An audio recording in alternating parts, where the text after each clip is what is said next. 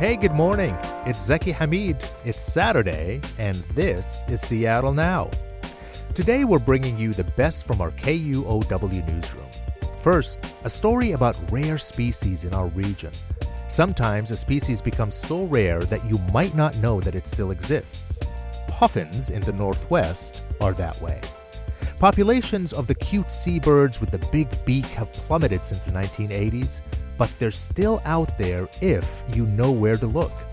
John Ryan caught up with researchers hoping to help these cute, comical-looking birds bounce back. 70 years ago, a biologist named Ernest Booth recorded tufted puffins near Anacortes in Burroughs Bay. He recorded an adult growling and a baby puffin, or puffling, squealing to be fed. That historical audio is from the Cornell Lab of Ornithology. 70 years later, I interviewed biologist Peter Hodum on that same bay. Is this someplace where you might have expected to see puffins? Absolutely. Historically, puffins were throughout Washington state waters, outer coast of Washington all the way through into the Salish Sea. 50 or 70 years ago, you probably could have seen them a lot more easily. Hodum studies puffins and other seabirds at the University of Puget Sound. Most people don't know we have tufted puffins in the state of Washington. Colonies of tufted puffins used to nest throughout the San Juan Islands. All those colonies are gone now. To see these colorful seabirds, I had to go to the most isolated speck of land in Puget Sound. I'm on a boat about 5 miles offshore in Puget Sound, and we are approaching the largest colony of puffins left in the Sound. A bird-watching tour boat is motoring through wispy fog. Naturalist Emily Frost is tour guide for the day. This is Smith Island. We are looking at the western-facing bluff right here. That is the puffin colony. The Smith Island lighthouse has crumbled into the sea. The tiny island is now a hard-to-reach wildlife refuge, off-limits to humans, but welcoming to puffins. Puffin right off our port side. All of that stuff in the water is bull kelp. This is the largest bull kelp bed in Washington state. Seabirds like puffins are declining in much of the world. Nearly 1 in 3 seabird species is threatened with extinction. Tufted puffins are endangered in Washington, and researchers aim to boost their sagging populations. On this boat full of die-hard birdwatchers, puffins are clearly the star of the show. Dajen Pan of Bellevue is the kind of birder who travels to other continents to add more species to his life list, now up to 1,400 something. Pan went on the tour to Smith Island just to see a puffin. It's as good as it gets, I think. Yeah. As good as it gets? Yes. That was wonderful. Washington has lost about 90% of its tufted puffin population. The survivors are easily spooked. Tufted puffins they're divas.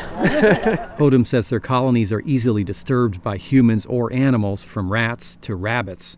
And declining fish populations leave puffins with less to eat. At Smith Island, the kelp forest that shelters the island and harbors young fish has been declining. Parts of the bluff where puffins nest year after year are eroding. Hodum hopes to find undisturbed bluffs to reintroduce puffins to. Which islands, if any, might be a good fit for a restoration? We don't want to bring them back into a system that can't support them today. One trick will be enticing puffins to relocate. They've tried attracting puffins with life-size decoys, and they plan to try playing puffin calls to lure the birds to new habitats. Saving Washington's puffins will require addressing the local threats to their habitats and the global forces, like climate change, that are making the Pacific Ocean less seabird-friendly. The hope is that these colorful birds with the big bills can keep being charming little ambassadors for ocean conservation. Reporting from Smith Island, John Ryan, KUOW News. Next, a story about a former UW professor and pioneering historian. Friends and colleagues are remembering historian Dr. Quintard Taylor, who died last month at the age of 76. Taylor was a scholar of the Black experience in the American West and founded what's thought to be the world's largest online encyclopedia of Black history. He also mentored dozens of students, wrote multiple books, and helped create cultural institutions that will live on well beyond his passing. Angela King spoke to colleagues of Dr. Taylor about his impact. For people like Doug Bender, who got to know the late Dr. Quintard Taylor personally. I think everybody has a Quintard Taylor story.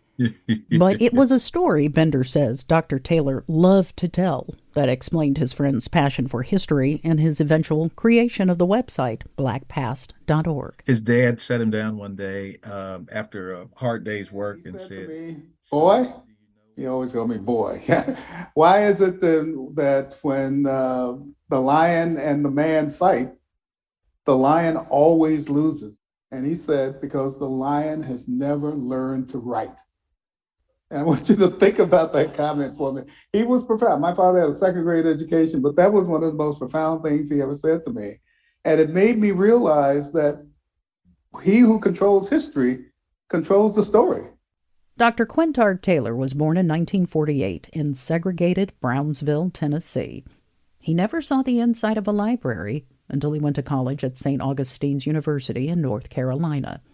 He eventually earned his degrees and became an assistant professor at Washington State University in 1971, where he actually got schooled by one of his own students. I'll give you his name. It's Billy Ray Flowers. It was a story Dr. Taylor reminisced about while speaking at the Seattle Public Library in 2022. And he said, "Why is it when you people," he referred to me as you people, why is it when you people, he was talking about historians here, "why is it when you people talk about African American history that you never discuss the Black West?" It was that exchange that inspired the assistant professor and his student to set out on a mission to uncover this elusive Black history. But we didn't go to Seattle. We didn't go to Portland. We went to places like Moscow and Potlatch in Idaho and Clarkston in Washington. And I'm thinking, wow, if Black history is near WSU, where else can it be? And I found out it was all over the Northwest.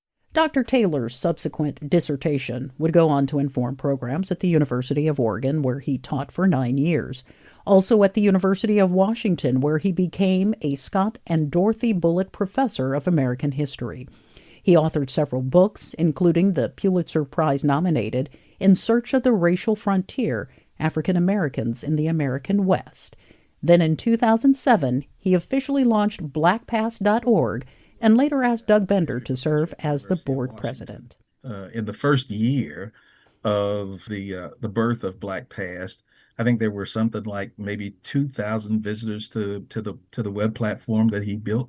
As of the end of 2024, there were, I think last year, roughly 6.4 million visits to the platform.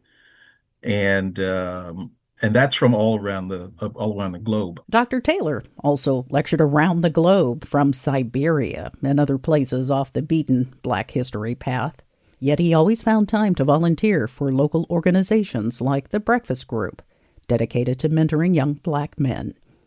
He was a founding trustee of the Northwest African American Museum and inspired approximately 1,000 contributing writers to blackpast.org to turn their curiosity into something more than just a hobby. He really sort of pricked your soul in terms of not just his passion, but his just being an inspiration to really kind of lean in. And I'm going to do that to my last dying breath. And Bender spoke to him not long before he passed. So I'm grateful that he was my brother and my friend. And I believe many of us have yet to appreciate and understand the full impact of his legacy. A legacy that was inspired decades ago by a father's story about a lion and a hunter that led to a son compiling the lion's share of global Black history online. Thank you. Thank you. Thank you all. In Seattle, Angela King, KUOW News. Hear more about Dr. Quintard Taylor on Monday morning's episode of Seattle Now. I appreciate you listening to Seattle Now, and thank you to our generous donors. Support us through KUOW.org. Our production team includes Caroline Chamberlain Gomez, Andy Hurst, Vaughn Jones, Brooklyn Jamerson Flowers, Paige Browning, and Patricia Murphy. Greg Kramer does our theme music. Seattle Now and KUOW Public Radio are members of the NPR network. I'm Zeki Hamid. Be kind to each other, and see you soon.